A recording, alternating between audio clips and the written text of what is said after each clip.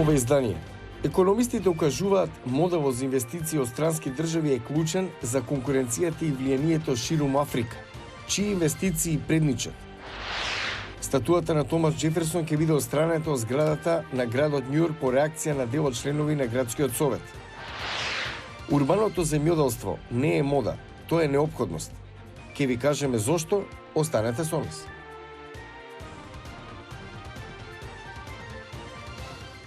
Добро вечер. Ова е ТВ журналот Newsflash на Гласот на Америка на македонски. Јас сум Јане Бојаджиевски. На Скопскиот аеродром, како што јави дописникот Владимир Мирчевски, слетаа два бугарски воени транспортни авиони со посмртните останки на 45 загинати во минатонеделната автобуска несреќа на автопатот Струма кај Перник. На аеродромот беше организирана церемонија на која присуствуваше речиси комплетниот државов владин врв. Телата од авионите беа префрлени во возила кои потоа ги пренесоа до семејствата. Токму на нивно барање беше откажана поворката за која првично беше планирано да помине низ центарот на Скопје. На плоштадот Скендербек беа поставени венци пред кои граѓаните им одаваа почит на загинатите. Продолжуваме понатаму. Економистите велат дека кинескиот модел на инвестиции во Африка стекнува јавна поддршка и покрај задолженоста што ја предизвикува. Според експерти и локалци, инвестициите од милиарди долари од САД во Африка се помалку видливи, иако ги надминуваат кинеските. Бизнисот со електроника на Катрин Кира е еден од илјадниците во Кенија што дистрибуираат продукти од Кина и од западните земји. Кира вели дека кинеските производи се продаваат најбрзо. Има секаков квалитет за секој вкус и джеб на муштеријата. Ако сакате сијалица од 30 шилинзи или сијалица од 50 шилинзи. Електрониката е област за инвестиции од кинеските компании во Африка. Локалците велат дека таквите инвестиции директно ги чувствуваат во секојдневието. Многу од производите во продавниците се од Кина. Владините програми ги водат кинези. Иако Америка инвестира, тоа не сме го виделе на терен. Сме слушале за инвестиции од Америка, но не сме ги виделе. Економистите велат дека моделот за инвестиции од странските држави е клучен за конкуренцијата и влијанието ширум Африка. Кина ја следи инвестицијата во чекор. За разлика од другите инвеститори, оваа земја вклучува своји инженери во проектите. Понекогаш оди чекор понатаму, па најмува и своји работници. Тоа резултира со видлив импакт. За време на неодамнешната турнеја на државниот секретар Блинкен во 3 африкански нации, тој рече дека неговата земја инвестира во континентот без да наметне неодржливо ниво на задолженост. Вахоро за Гласот на Америка вели дека тоа е важна разлика од останатите инвеститори.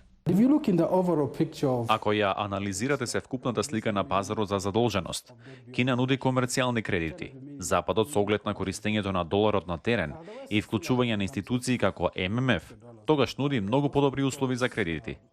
Во обид да ги зајакне релациите со Африка, Белата куќа најави дека ќе биде домаќин на самитот на африканските лидери во 2022 година. А статуата на Томас Џеферсон ќе биде отстранета од зградата на градот Њујорк и ќе биде однесена во Музеот за историја по реакција на дел од членовите на градскиот совет. Причината е што Томас Џеферсон поседувал стотици робови. На 2 часа од Менхетен се наоѓа мала куќарка на крајбрежјето. Никогаш не би помислиле дека човекот што живее овде е потомок на Томас Џеферсон. I'm the sixth great grandson of Thomas Jefferson. Тој не сака да спомне дека е поврзан со еден од основачите на Америка. Така бил научен. I would come home and say, we're studying Thomas Jefferson in America. Ке дојдев дома и ќе кажев дека учиме за Томас Џеферсон и за американската историја.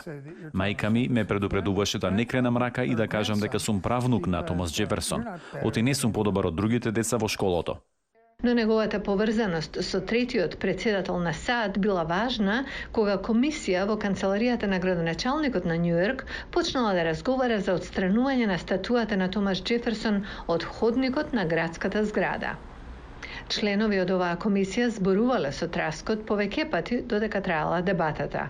По темално разгледување одлучиле статуата да му ја позајми на долг рок на Музеот за историја на Њујорк, каде на почетокот ќе биде сместена во лобито, а потоа пренесена во галерија за читање. Бронзениот оригинал од њујоршката статуа се наоѓа во Вашингтон. Двете скулптури биле нарачани, платени и подарени на владата од Јураја Филипс Леви, еврејски морнарички офицер, инвеститор во недвижнини и филантроп, во знак на благодарност за поддршката на Томас Џеферсон за верската слобода. Пред 2 децении, прво прашање што беше покренато беше дали е етички да се чува статуата на Џеферсон пред зградата во градот Њу Јорк. We acknowledged that the piece needs to be removed. When we were growing up, Кога растевме, никогаш не научија дека Томас Џеферсон поседувал робови. Иако тогаш го поседевте Монтичело, никогаш немаше да го слушнете зборот роб. Лушан Траскот сите одмори ги поминува во Монтичело, семејниот имот на Томас Џеферсон, но за него тоа е само летен престој. when I was a little kid, I actually bounced on Thomas Jefferson's bed. Во 2020 година Траскот напишал текст за New York Times предлагајќи друг национален херој да биде ставен на местото на споменикот на Томас Џеферсон во Вашингтон. Тој смета дека за тоа место треба да се слави некој што го правил тоа за што се залагал на место да пишува дека сите луѓе се родени еднакви, а да не постапува така. We have to have our whole history told. Треба да ја кажеме целата историја, а не само добрите делови. Затоа предложив да се пресели статуата на Томас Џеферсон во Вашингтон или оваа тука. Тоа не е дека не го почитувам. Го почитувам. Тоа е мојот 6-ти прадедо. Во канцеларијата на градот Њу Јорк мислењата се разликувале, но повеќето гласале за отстранување на статуата од скалите. Траскот ја поддржал одлуката, истакнувајќи дека Томас Џеферсон на никој начин не бил поврзан со градот Њу Јорк или неговите градски простории. Статуата ќе биде пренесена во Историскиот музеј во Њу Јорк во април следната година. За крај на Newsflash, земјоделскиот сектор емитува 10% стакленички гасови што придонесуваат за глобалното затоплување. Но некои урбани фармери во САД се обидуваат да ги намалат емисиите. Еве како. Во густо населените градови како Вашингтон често нема каде да се одгледува храна. Вертикалното земјоделство е само еден од концептите за урбано земјоделство прикажан во урбаниот центар за храна на Универзитетот во Вашингтон. Контролираните земјоделски фарми може да дадат 3 до 10 пати повеќе храна по квадратен метар од традиционалната фарма. Ние одгледуваме во контролирани климатски средини, така што немаме толкова опасност од штетниците и со тоа се ублажува потребата од прскање со пестициди и хербициди. Значи, нема губиток на хранливи материи. Целата храна што се одгледува овде е донирана на локални непрофитни организации, како и во банките за храна. Дистрибуцијата на локално ниво значи намалување на влијанието врз животната средина од употребата на бензин и отпад на храна. Експертите велат дека секој може да почне да одгледува храна внатре или надвор од својот дом. Се што е потребно е сончева светлина, малку простор и малку трпение. Дури и на станбен балкон може да се одгледува. Треба да го усогласите сето она што го одгледувате со количината на сончева светлина што ја добивате. Значи, ако добивате 6 или повеќе часа светлина, тогаш можете да одгледувате домати или пиперки. Ако не добивате толкова количество светлина, може да почнете да размислувате за зелените зеленчуци, бритвата, спањакот и такви работи. Се предвидува дека глобалното население ќе ја надмине бројката од 9 милиарди до 2050 година, а до тогаш се очекува 2 од секои 3 луѓе да живеат во урбани средини. Се гледам себе си како револуционер.